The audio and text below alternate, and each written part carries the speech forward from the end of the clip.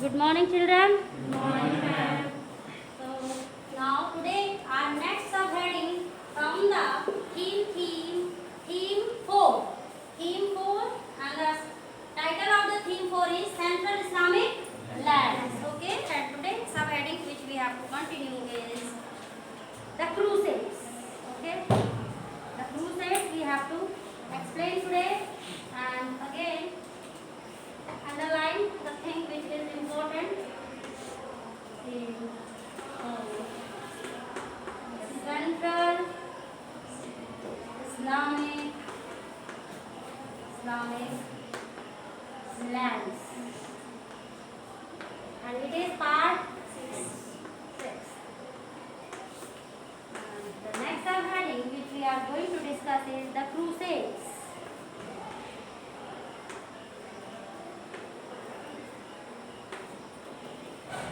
As I told you, students, the meaning of crusade is the religious war. The war which was based on the religions that they want. Basically, here we are talking about two main religions, Christianity and Islam. Okay. As we know that earlier though, ma'am, when we started the chapter, these Islamic people, either the Prophet or Abbasids or these caliphs, given so much of liberty to these Christians. So why we are just now studying under the Crusades, okay, the war which is based on religious authenticity, that who will be the more acceptable religion, okay. So why there was a need that there was a conflict between both of them, as they were given the Islamic caliph given so much of liberty, so much they are calling these people the people of book. The people of book means, according to Islamic people, the existence of the Christian people was written in the Holy Book Bible. So they give them so much of scope and they respect them. That's why they give these people liberty in tax. They give them the liberty that they can time to time visit their religious places. Okay. So they were living very freely. Yeah, there was no foundation. Even they can celebrate their you can say all the cultural beliefs, practices, as we are celebrating now in the 21st century in a democratic nation. Okay. Then why we are going to study not only one, two, there were 4 crusades which was held between Christian community and the Islamic people. Understood? It is the basic idea that we are going to study here. Understood? Now pick up your pencil and please see the book also. In the medieval Islamic society. So students, as I told you earlier, whatever 3 themes we have studied, it was a story, it was an event which is related to the ancient part of history. Now, the Crusades, we are studying in the medieval period of history. And it will take the time from 7th to 13th century. It is a medieval part. Okay, whatever crusade we are going to study here. After that, the third segment of history is known as a modern history. So we are talking about here from the 7th to the 13th century, especially it has started from the 10th century. Okay, the 9th or 3rd, these crusades has been started from the 8th last and up to the 13th century. Medieval history, that in the medieval Islamic society, Christians were regarded as the people of the book. Ahl al-Kitab. It means people of the book. Ahl al-Kitab stands for dash, people of the book. But I'm sorry, direct question will not be given to you. They will be twisted. But as of that I told you, whenever you underline Rajat, these all Islamic terms, their definition is very necessary, beta. Okay, so underline these things so that it will be little bit you will remember. Okay, when you reread the chapter. Now, since they had their own scripture and Christians were granted safe conduct among while venturing into Muslim states as merchants, underline, pilgrims, ambassador and traveler. So according to Islamic people, they take these Christians as a people of the Holy Book Bible, and they give them the freedom that even they can travel in the Muslim areas freely. There were no limitation and foundation socially and politically or territorially. Okay, these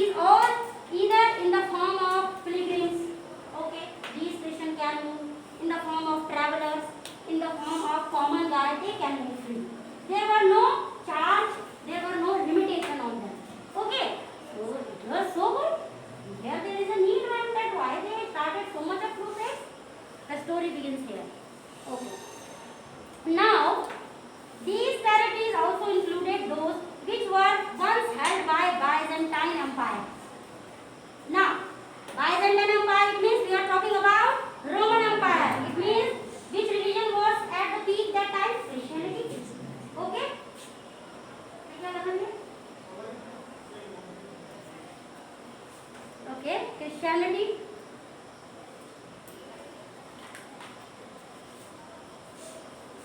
Okay. So it means now the territories which were under the control of Byzantine Empire or the Christian community now under the grip of Islamic people. Yeah. It was under the Islamic people. The Arabs invade there and they got the power under the Byzantine Empire. Okay. And now notably the Holy Land of Palestine underlined and Jerusalem was conquered by the Arabs in 638. Underline the whole content. Byzantine Empire, notably the Holy Land of Palestine. Jerusalem was conquered by the Arabs in 638, but it was ever present in the Christian imagination as the place of Jesus' purification and resurrection. Now, Jerusalem and Palestine both were too much important for the Christian community as far as the mountain community also. How? That for the Christian people, this Palestine and Jerusalem is regarded where the Jesus Christ has to be paneled for the death. Okay, so that's why they regard this Jerusalem and Palestine as a holy piece of land. They didn't want to compromise this area politically and territorially. Okay, they want their grip because they take this piece of land as a holy pious land where Jesus Christ has to be punished. Okay. Second thing, the main Jerusalem, okay, was too important for the mountain community because why it was important? Because the Caliph Abu Salim, okay, Abu Salim has made the third most prominent mosque there. Okay, to follow the Islamic culture. So they both, even the Arab people and these Christian people don't want to compromise this piece of land because significantly historically they both emotionally attached religiously with the same piece of land. So here the conflict started. Okay, here the conflict started and what had happened? This was an important factor in the formation of the image of Muslim in Christian Europe. Hostility towards the Muslim world became more pronounced in the 11th century. Normans, Hungarians and some slaves, underline Normans, Hungarians and some slaves had been converted to Christianity and the Muslim alone remained as the main enemy. Now, a scene has been changed. In the starting of the 11th century, what had happened? That Muslim world became more pronounced in the 11th century. Normans, Hungarians, the people who lived in Norman area, they called Normans. Okay, Normandies you have studied. Then the people who live in Hungary, name of country, Hungarians. These Normans, Hungarians and some slaves, they converted into Christianity. So you see, earlier the Islamic people in the Islamic culture, some Christian or some people were converted into Muslim. And even the Christian also. Now the same Christian who have converted into Muslim, they are converting again in their original religion. Yes, they were again finding their own identity and they do not compromise and they again taking over their own religion. So including them some slaves, Hungarians and Normandis. They were converted into Christian. Once again Christianity. They were converted into Christianity. Okay. So this 11th century is in the 11th century the impression or the effect of Islamic culture is gradually declining. So now the story, sometimes you will see the Christian are winning the crusade, sometimes the urban people are winning the, so it is just a mixed up story, but it is very necessary to clear you. There was also a change in the social and economic organization of Western Europe in the 11th century. Underline Western Europe in the 11th century, that the social and economic organization has been changed, which contribute to the hostility between Christendom and the Islamic world. Now what had happened? It is very obvious, and here we are talking about Western Europe. Okay, that when these Normans, when these, you can say these people, Normans and Hungarians and other slaves are keep going to convert themselves into Christian community,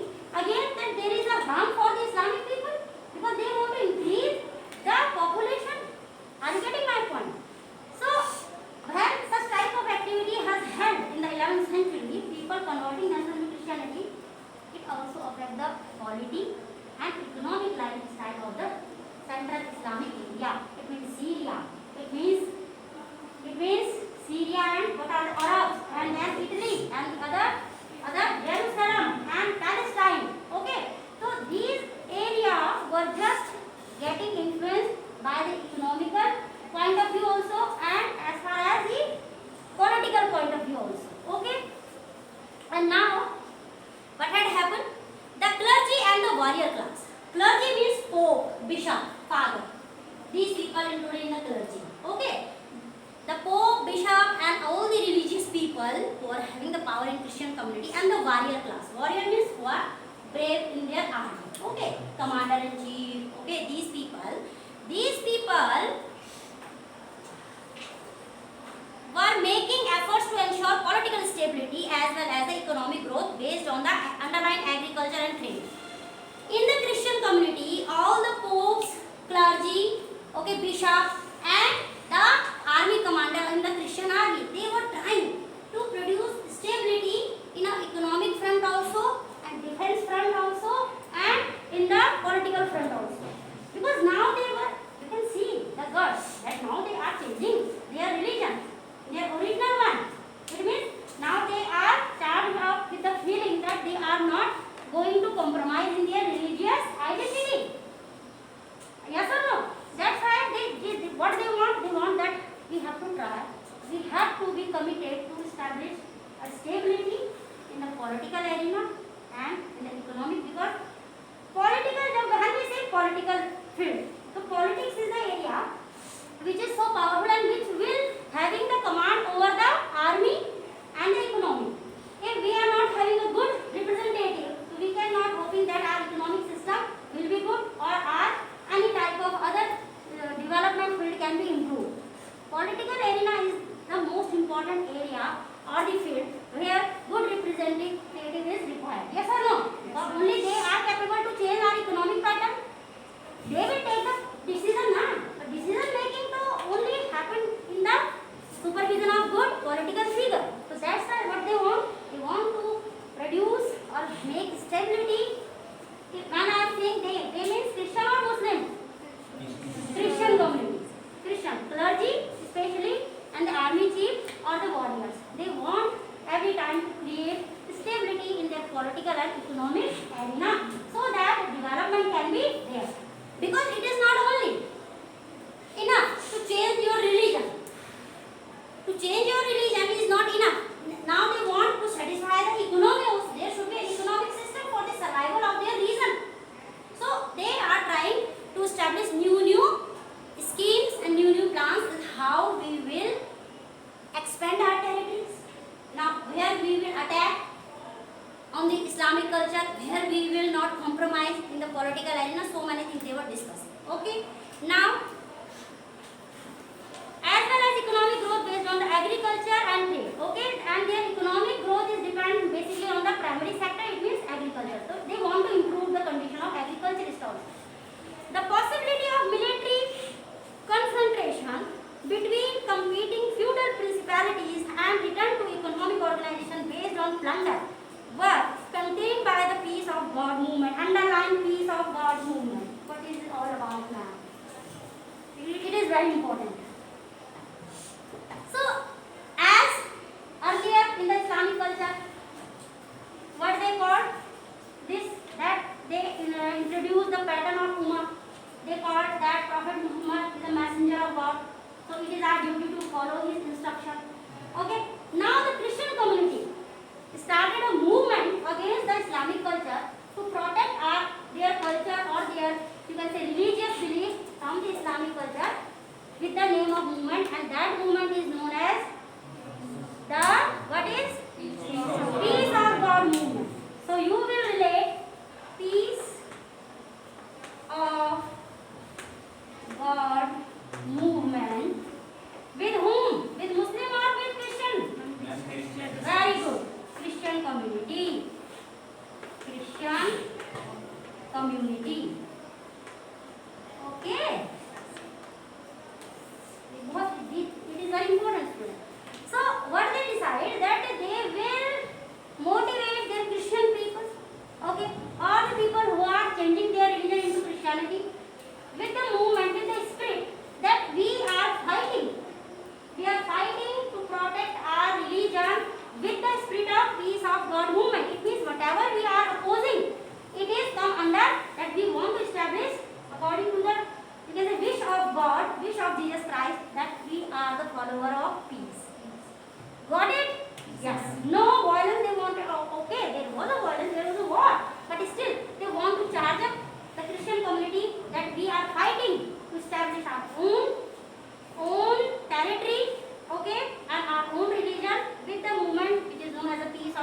movement. Okay, now I will tell you that how this peace of movement, peace of God movement, create a unity among the Christian community itself.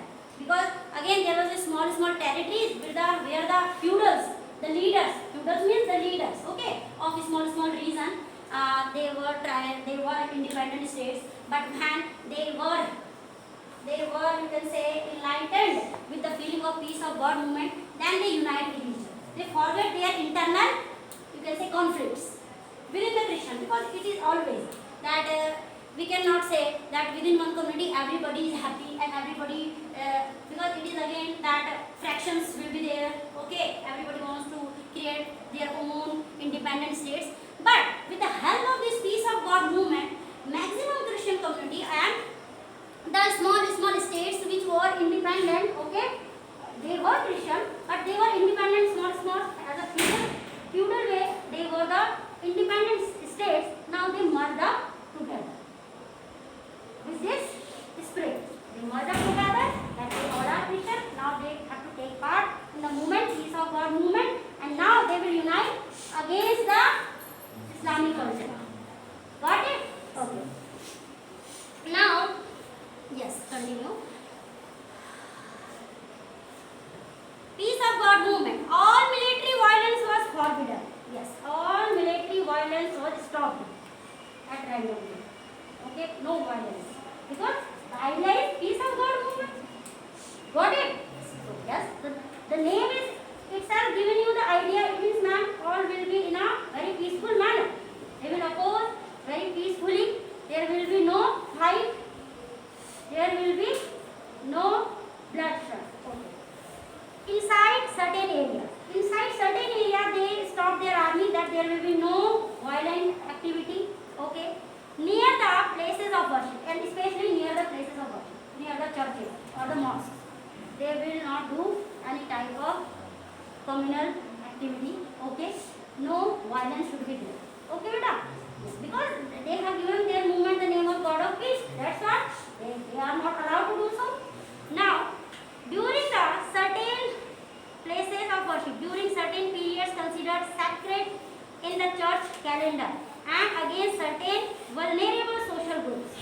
Now, vulnerable social groups. They also committed. They also underline vulnerable groups. They were also committed that they will not do any physical and mental torture or any violence against the vulnerable group of people. It means vulnerable means women and children, because they were not capable physically. They are the weaker section of the society, so we are not going to be violent with them. They take an oath under this movement. You getting my point? Because they are not capable, they cannot protect themselves. So we will remember that during the peace of God movement, where we are going to highlight, we are spreading our religion, it means the Christianity among the people. We will not be violent at the places of worship. We will not be violent on the vulnerable groups of people. It means women, girls and children and kids. They will be protected at any cost. Okay? Because they standardize their ideal policy. Are you getting that? If they are attacking the God, then how can they kill the innocent people? The people who are not having any arms and the training. So it was a condition. Next, such as even churchmen and the common people. Even the churchmen, the people who engage in the worshipping within the church, or clergy, okay, and the common people who do the basic agriculturist, okay, who are not involved in the political decisions. Okay, these people will be protected under this peace of God movement. Understood? Because it can be asked, what was the condition of the peace of God movement which was taken by the Christian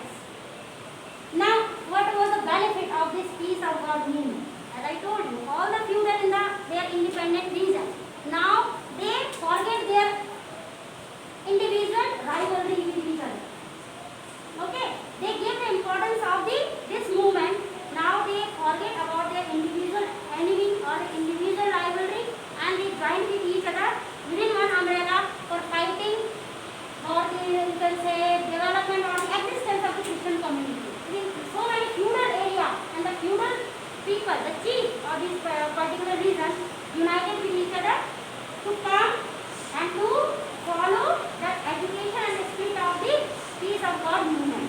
In this house, maximum number of the people, the Christian community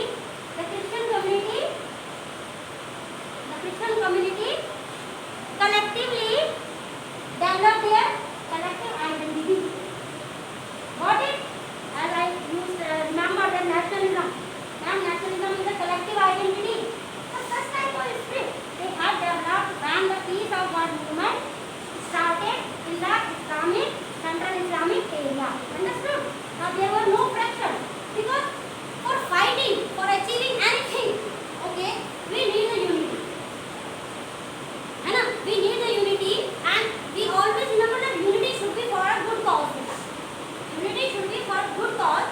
Only then they can fight against the Muslim empire or the Muslim, you can say Islamic culture. Okay. Now they were collectively developed their collective identity. It means we are talking about the Christian community now. They were united up to the 11th century. Okay. ये हो गया. Next, that the death in 1092 of Malik Shah, the Seljuk Sultan of Baghdad, was followed by the disintegration of his empire. Now what happened? Now we are changing our concept from the Christian to the Muslim religion. Okay? That after the death of the Malik Shah, the Seljuk Sultan of Baghdad. Okay? Who was Malik Shah? He was the Seljuk Sultan of Baghdad. Was followed by the disintegration of his empire. So it happens. If, as I told you, beta, if the leader is not capable, if the representative is not capable, definitely the country will be disintegrated. क्या हो जाएगा? उस राज्य के टुकड़े हो जाएंगे, क्योंकि जो लीडर होता है उसके वो डिफरेंट होता है. हर कोई लीडरशिप क्वालिटी नहीं होती. Got it? कुछ लोग जैसे कि वॉरियर्स होते हैं, ठीक है, ब्रिलियंट वॉरियर्स होते हैं, but they cannot be the best leader for the country. समझ रहे हो ना? तो अलग अलग कैरेक्टर है. So what happened that after the death of the Seljuk king in 1092, the Islamic states which were under his command were disintegrated. Now the independent rulers are developing. नहीं तो होगा जब मुखिया नहीं होगा किसी भी देश में. Okay, the top representative are powerful. Then again the country will be divided in parts. Then the country will be divided or the kingdom will be divided. What will happen? Outsiders invade. Easily they will invade. They will capture you, and it has happened. It has happened. Okay, here also. Now, was followed by the disintegration of his empire. This offered the Byzantine emperor Alexius I a chance to regain Asia Minor. Underline Alexius I, a chance to regain Asia Minor and northern Syria. As I told you, the Seljuk king got to that and then disintegrated area, and the opportunity is grabbed by the Alexius I, the Roman emperor, the Christian emperor, and then he has taken the command over the two areas, Asia Minor and the northern Syria, captured by the Alexius I. If this area captured by Alexius I, it means which community will develop, which religion will develop? Christianity. Okay, the people will be there who follow the Christian religion. And then for Pope Urban II, this was an opportunity. Now the role of the clergy. Okay, after the victory of the Alexius I, okay,